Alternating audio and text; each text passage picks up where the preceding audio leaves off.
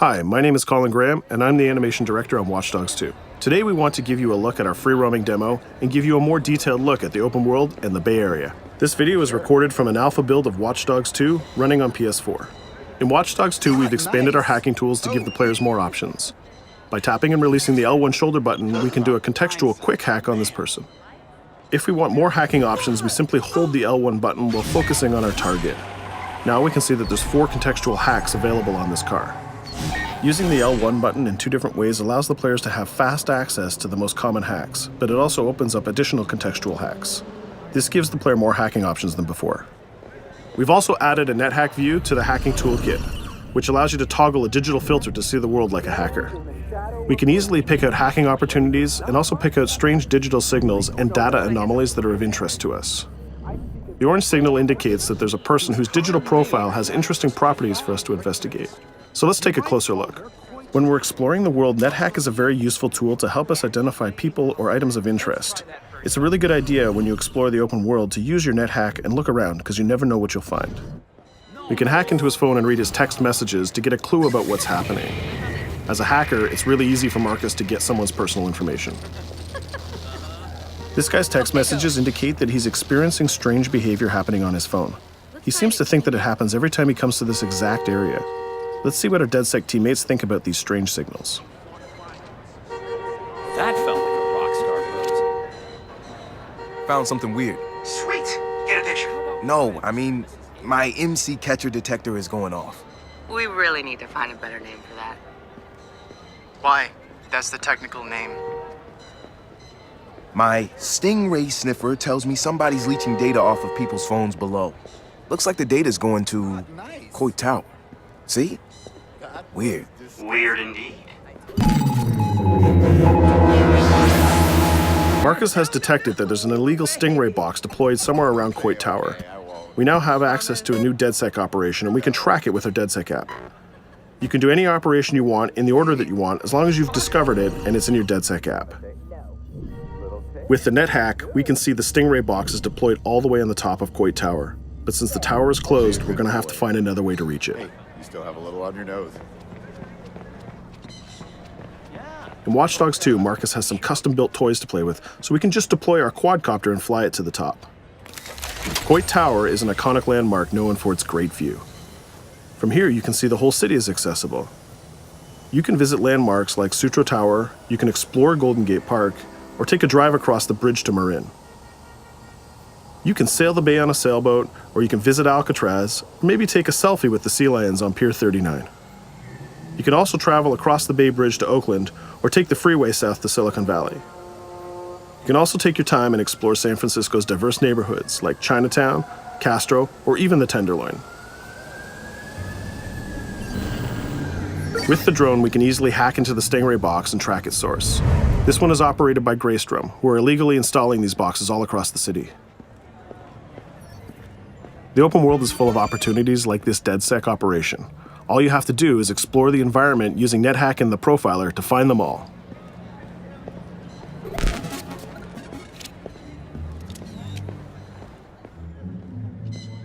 There we go. This one has a breadcrumb trail I can follow. Nice. Where's it go?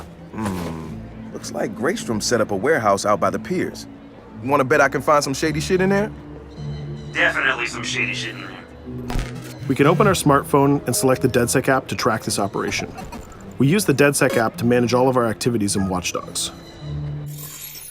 We can see the objectives on our map, and it's not very far, so we can drive there pretty quickly. The Noodle Map app can be used to locate different landmarks and areas of interest. The entire Bay Area is yours to explore from the very beginning of the game, so you don't need to unlock anything. There's also a shop on Pier 39 where we can customize Marcus's outfit, and there's some other open world activities we can check out along the way too. Let's take this car and head down to the waterfront. Cars are particularly vulnerable to a hacker like Marcus, and you can acquire a skill that allows you to simply unlock any car in the game with your phone. One of the biggest feedbacks we got from the fans after the first Watch Dogs game was about the driving. We've significantly improved the driving to make it more responsive and accessible to a wider number of players. Driving was reworked extensively with a team of experts from Ubisoft Reflections. This is a particularly important improvement because San Francisco is known for its steep hills and its tight winding streets. course, driving and hacking go hand in hand, and you can still hack steam pipes, traffic lights, and you can also hack individual vehicles. As you can see, it's much easier to drive through the city in Watch Dogs 2. Let's pull up here at iconic Pier 39 and take a quick look around. I am so proud of us for voting Miranda in. She's fantastic. Up ahead is a clothing store, so let's go give Marcus a new look. Each clothing store has the style of the people who live in that area, so as you travel around the world, you can start to build a wardrobe that's as diverse as San Francisco itself.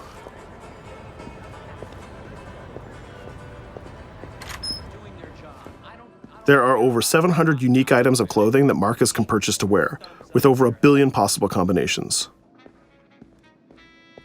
We can go into the fitting room menu and browse a selection of items found in the store. Let's start by switching up Marcus's jacket. Each item of clothing in the shop is handcrafted to fit Marcus's overall look. You can mix and match any pieces of clothing you want.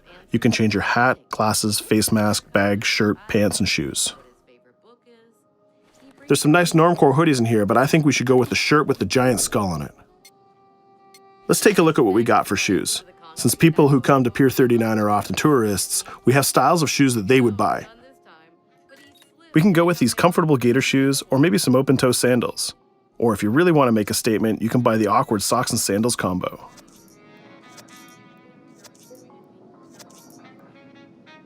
In the end, though, I think we should go with Stars and Stripes Chucks. We could really stay here all day trying on clothes, and each store has a wide variety of clothing options, so you can really make Marcus look the way you want. From biker leather to hip-hop, from pinstripe suits to tie-dye tank tops, you can really craft the look that's unique to you. In Watch Dogs 2, you manage your activities from your smartphone. There's an app shop, a media player, the DedSec app, and a research app that allows you to develop new skills. Let's take a look in the app shop to find the ScoutX app. San Francisco is full of iconic landmarks, so as you explore the world, you'll find new ScoutX objectives in the app. Once we've installed it, we can find nearby landmarks and go check them out. When you visit San Francisco, there's so many great landmarks to visit. The ScoutX app will be like your tour guide in Watch Dogs 2. We're right near the crab statue on Pier 39, so let's go to that one right now.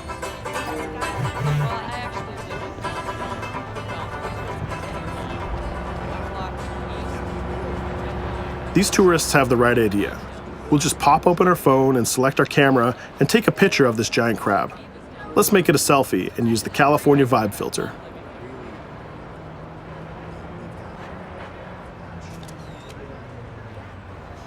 What's that?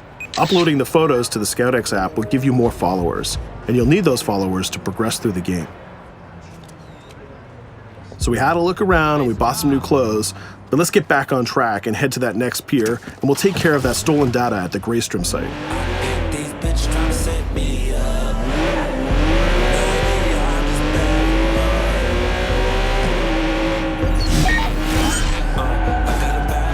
We can see the objective marker in our minimap, and it's also displayed in orange at the end of the pier. Let's park our car past the scissor lift and go scout the place on foot. Operations in Watch Dogs 2 are almost always a free approach, so you can go after the objective from any direction. Let's start by getting into cover and scouting our enemies and see if we can spot the objective. From there, we can make a plan of attack. We can launch our drone and scout the area. We can use our NetHack view to see that there are guards patrolling the rooftop, and the objective is in a small office. There are also some civilian workers that might notice us, so we need to avoid them too.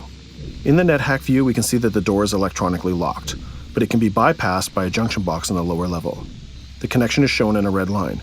Unfortunately, that box is protected by an armed guard and an attack dog. So we'll probably have trouble if we try to sneak past the dog in person, but luckily Marcus has another toy, which is the RC jumper. This little guy is small and much harder for enemies to detect. The RC jumper is another DedSec gadget that gives Marcus a different way to approach obstacles in the layout. The RC jumper has this cool little robotic arm that's been hacked into the body. This allows him to physically interact with objects and allows Marcus to stay safely hidden. Now the junction box is unlocked and we can open the door upstairs. We can hack that scissor lift that we passed on the way in and reach the rooftop.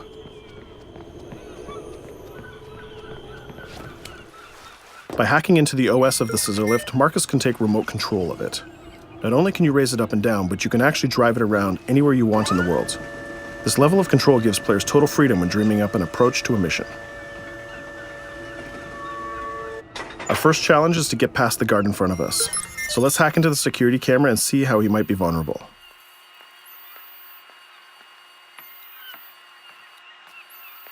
There's an industrial air conditioner unit that we can hack. We can set it to explode when the guard comes close, and we can hack it to attract the guard with a strange noise. The guard will go investigate the noise and walk straight into the trap we set. Shit. Does anyone know first aid?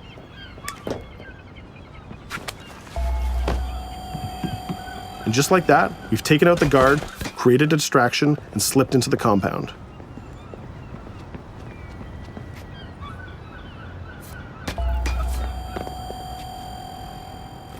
A more direct way to neutralize a guard is to use the non-lethal stun gun.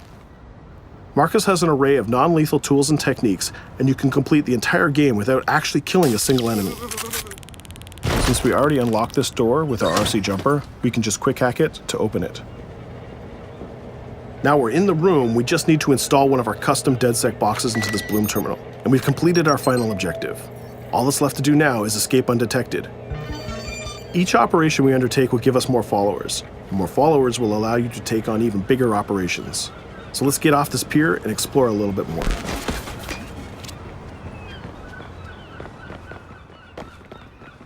Tell me you fucked up their hardware? I left an expensive little present in their system, and they're going to pay for it. Damn, you sound like Jimmy Siska. Hell yeah!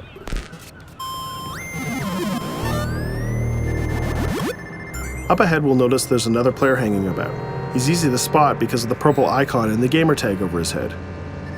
In Watch Dogs, your game session can be seamlessly merged, and you will often encounter other players exploring the world just like you. This guy looks really friendly. We have an opportunity to join up and form a co-op party, so let's send him an invite.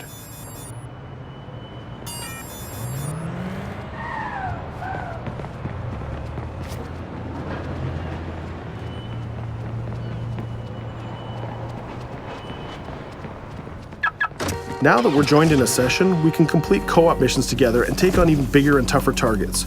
2 hackers are better than 1.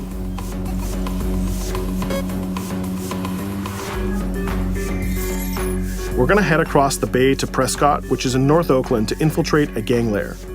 We can get there by driving across the Bay Bridge together.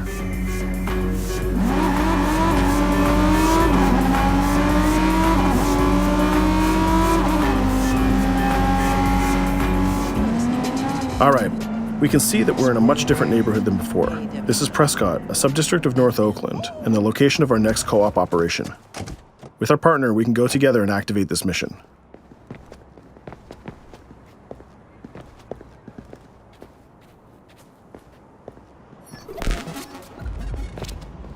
Marcus, we have operations popping up everywhere. Some of them are 2 hacker jobs. Where you need me? Sending you the coordinates. And Marcus, it works both ways. When you need help, fire off a call and we'll send someone your way for the assist. This area is a free approach, so we can tackle it any style we want. Since we're now 2 hackers working together, we'll cover our partner from the sky and help him out with some well-timed hacks. We can distract this guard by hacking his phone, and our friend will take him down very stealthily. We'll continue to scout the area and find more lookouts, like this gang member on the rooftop. We can automatically tag them, and once they're tagged, both players can see them. Our partner is going to sneak up on the rooftop and take out this guard, and we can help him with some well-timed hacks. If we use a contextual hack on this transformer box, we can attract the guard. Our partner has an easy shot with his stun gun from that distance.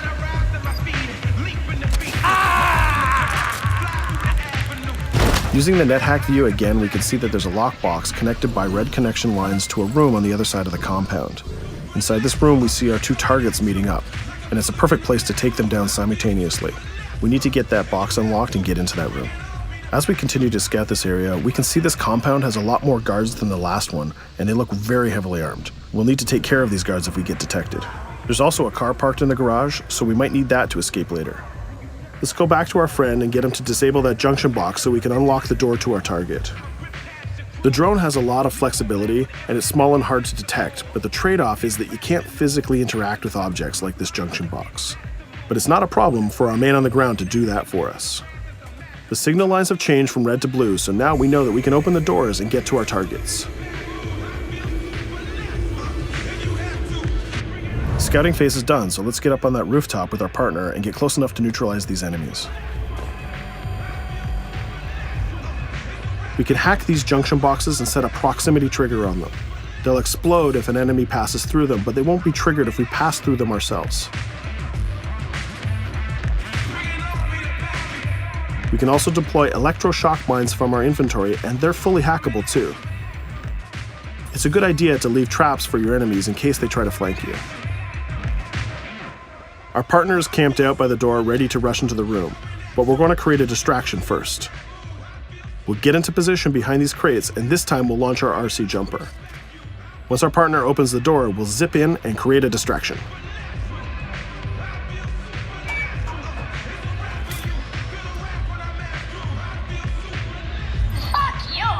Our jumper has another feature too. It can launch foul-mouthed taunts and make people angry. Now's our chance. The gang leaders are distracted, so let's rush the room. This guy was pretty tough, but getting a thunderbolt to the face will ruin his day. Now we have his cell phone and all the evidence that we need. We just need to plan a way out of here. We can switch back to our quadcopter, which is hovering where we left it, and take a look at what's going on from the sky. We can see one of the guards is rushing up the stairs to help his boss, but our partner has that door covered with his DedSec rifle. There's another guard on the ground level who's alerted to our gunfire, so let's use a contextual hack on him. We've changed his profile to make a rival gang think that he's a police informant. The rival gang will come to this compound and take care of him for us. Things are heating up, so we're going to have to improvise a little bit. We can hack the car in the garage and reverse it away from the enemies so we can use it for our getaway. The rival gang just arrived and they've engaged in a gang war with the remaining guards. These guys aren't messing about, they're armed with grenades and body armor. We'll take some higher ground and use our DedSec 3D printed assault rifle to take them on. They're here somewhere. Find them.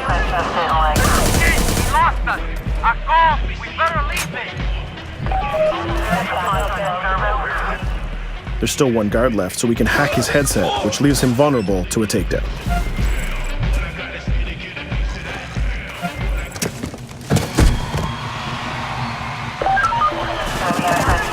Let's take our stolen ride and get out of here before cops show up. And just like that, we're home free. We took down both gang leaders, we got the evidence we needed, and we triggered a gang war, and we escaped without getting killed. That's teamwork. 2 hackers and 1 successful DedSec operation. Let's take a minute to talk about a brand new multiplayer PvP event called Online Bounty. When the player commits a crime, the police will respond and pursue the player until he can escape from the police. We call that the felony system. While you're in the felony, a bounty event can occur. A bounty event allows up to 3 other online players to join the pursuit and try to kill the player for as long as the felony lasts. As the target player of the bounty, your objective is to evade the felony and the pursuing players. Rewards are given for neutralizing the hunters. And the objective of the hunters is to neutralize the target player. Bounty is a seamless PvP event that's triggered by your player style and how you interact with the police. If you are the type of player who's always in conflict with police, you'll have a higher chance of having a bounty placed on you. But if you can neutralize the hunters, you'll get additional rewards. I hope you've enjoyed our walkthrough of the open world of Watch Dogs 2, and I hope to see you online November 15th.